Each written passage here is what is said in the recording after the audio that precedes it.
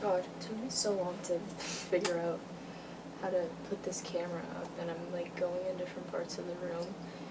and the lens is like being held up by this book I got from a monk while I was at one of my jobs. Anyways, today is more of a rant, almost. It's still kind of in line with my whole spiel about capitalism, in the sense that it's about me complaining about people that have a lot of money, only because the other day I took public transportation, and I was thinking to myself, I was like, why do I have to pay for public transportation when there's billionaires? And so I think that's going to be the title of the video. Genuinely, because I'm like sitting there, I'm like, if one billionaire that like resided in the United States were to just like give money for public transportation in like some way that like people can like figure out, we wouldn't have to pay for public transportation. Like, I'm like, it doesn't make any sense. We're helping the environment, we're helping like traffic, like just like the pollution of like, there's like, it's not like light pollution, but I'm sure there's like a name for it when like there's just like a whole bunch of people in like the road, where it's like, I always think about, whenever I'm in the car by myself driving, I always think about this like one piece of art, I guess, where people were like critiquing like commuters that like drive themselves to work, and it's only like one of them, and it was like a picture of people that were in their cars but like without the car, and how idiotic it seemed, because it's just like such a waste of space, and it like literally is. And like the idea of like drunk driving as a concept is so crazy. Like, if you were to explain that to someone from like the 18th century who had like horses like riding them, like they had like beer, and there was like no instance of this, and I know it sounds so silly, but like, take it from like a very like macro perspective, it's actually like not, like, that's such a big reason that like young kids die these days, especially with culture. Like Massachusetts, like the South Shore, the culture of like drinking and driving is so big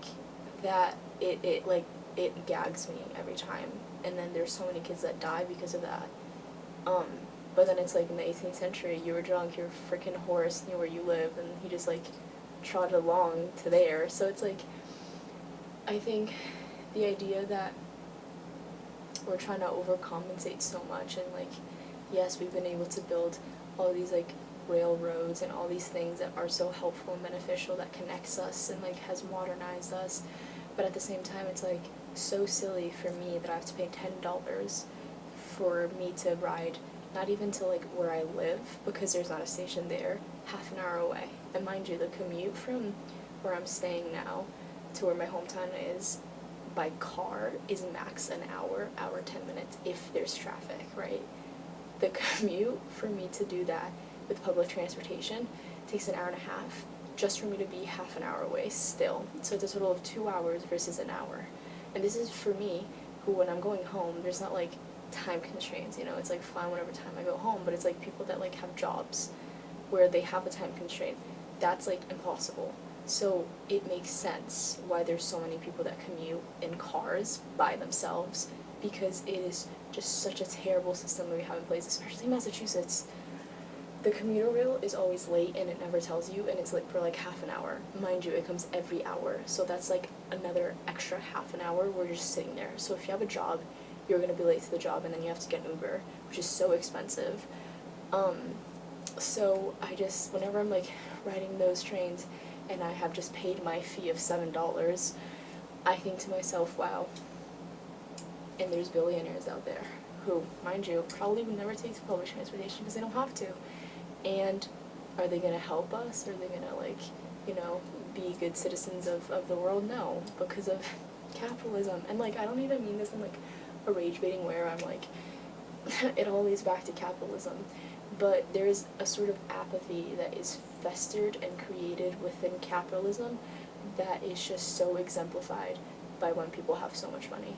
And it feels like one of those instances that you can't really find that anywhere else, and I'm sure you can, but when it comes to like actual money that can help people,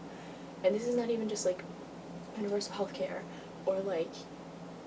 free, like, you know,